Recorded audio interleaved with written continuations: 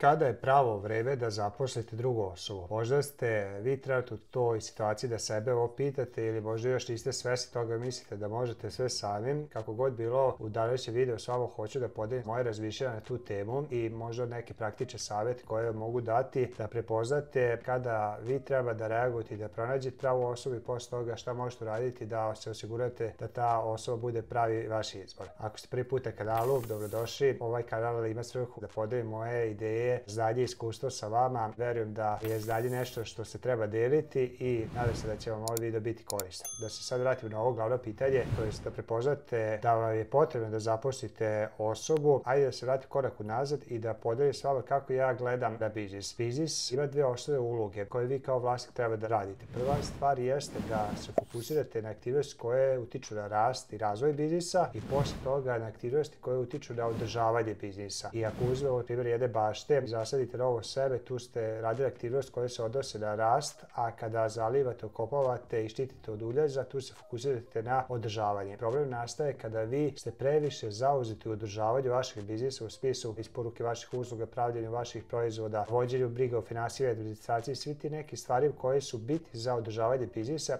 ali onda se izgubite i zaboravite da se fokusirate na rast i razvoj biznisa. To je marketing, prodaje, pronalaženje novih kupaca i mušterija, novih načina promovisanja i oglašavanja i zadržavanju njih i povećavanju vrednosti. I ima jedno Pareto pravilo koje ja često spominjem zato što ga često koristim u svom životu, koje kaže da 20% vaših aktivnosti utiče na 80% vaših rezultata, 20% vaših investicija je odgovor za 80% vaše zarade i u biznisu ja verujem glavna funkcija vlasnika, lidera, biznisa, osnivača da se fokusira na rast i razvoj, a to je tih 80%, a 20% da bude fokusirano na održavanje. Kada je pravo vreme da zaposlite osobu, kada osjetite da prestajete da radite tu svoju glavnu funkciju, a to je fokus na rast i razvoj, i čim izgubite te proporcije, ne mora biti 80-20, ali ono što sam ja iz svog iskustva otkrio i iskustva drugih ljudi, da većinom preduzetnici su jako motivisani da se bave tim nekim strateškim stvarima vezano za rast i razvoj biznisa, ali se tokom vremena izgube održavanje i tu izgube motivaciju i energiju, i čim to prepoznate kod sebe, onda treba da zastanete i pitate sebe šta vi radite na dnevnom i nedeljnom nivou i pitate sebe koje od tih aktivnosti vi zaista morate da radite i koje od tih aktivnosti možete delegirati drugim osobama. Ja sam saznao pre neki 5 godina kad sam bio na Mastermindu za koncept kvadranti novca. Postoje ali kvadranti vremena bitno i hitno, isto tako postoje kvadranti za novac gde imate 4 kvadranta. Jedan kvadrat je aktivnosti koje vrede 10 evra, drugi kvadrat su aktivnosti koje vrede 100 evra, treći kvadrat su aktivnosti koje vrede 1000 evra i četvrti kvadrat su aktivnosti koje vrede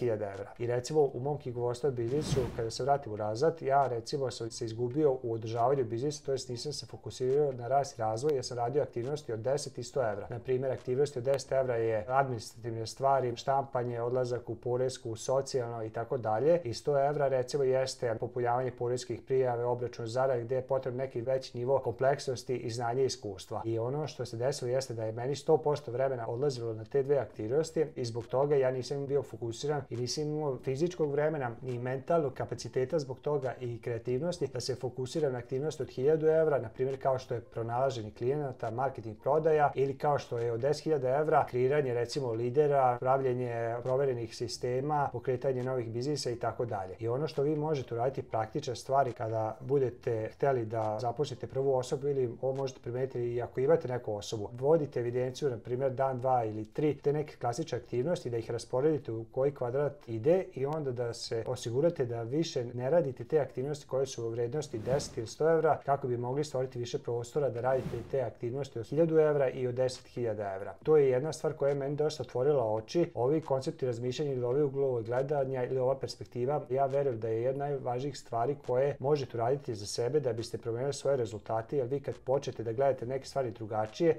vama se otvaraju nove mogućnosti i dobijete nadu i veru da je to moguće za vas. Tako da je ovo jedna stvar koju možete momentalno početi da radite. I još dva saveta: ukoliko tek treba da zaposlite prvu osobu, znajte da će biti veoma izazovno da nađete pravu osobu i isto tako će biti izazovno da je uvedete u vaš biznis i da je postavite na pravu traku da radi onako kako treba. Jedan razlog zašto preduzetnici imaju problema s ovim jeste pod broj 1 zato što kad pronađete pravu osobu ubacujete ju u haos. To znači da vi njoj kažete nešto što mislite da ona treba da odradi, ona klima glavom da je razumela, ali mi ljudi jednostavno ne razumemo nešto dok to ne počnemo da radimo. I ako vi nekom uspjelo prenosite ono što treba da se radi, verujte mi, osuđeni ste na propast i ta osoba koju ste angažovali osjećat će se frustrirani jer ne ostvaruje rezultate, vi ćete isto biti frustrirani jer isto ta osoba ne ostvaruje rezultate, a glavni krivac jeste što vi niste seli na prvom mjestu, dali toj osobi jasne očekivanja, šta je njen posao i jasne korake kako ta očekivanja i te rezultate da ostvari. I zato sam ja ovaj kanal nazvao Sistemi su rešenje, zato što verujem da sistemi jesu rešenje. Ja kada sam razumeo ovo da su i potrebne druge osobe da bi izvuku iz održavanja ili kako ja to zovem operative i da bi mogu se posvetiti rastu i razvoju biznisa, jedna od stvari koja je mene dosta vremena oduzimala, da svakog meseca izdajem fakture, da vidim ko su naši klijenti, koliko treba da plate, da uradim kalkulaciju, da to preračunam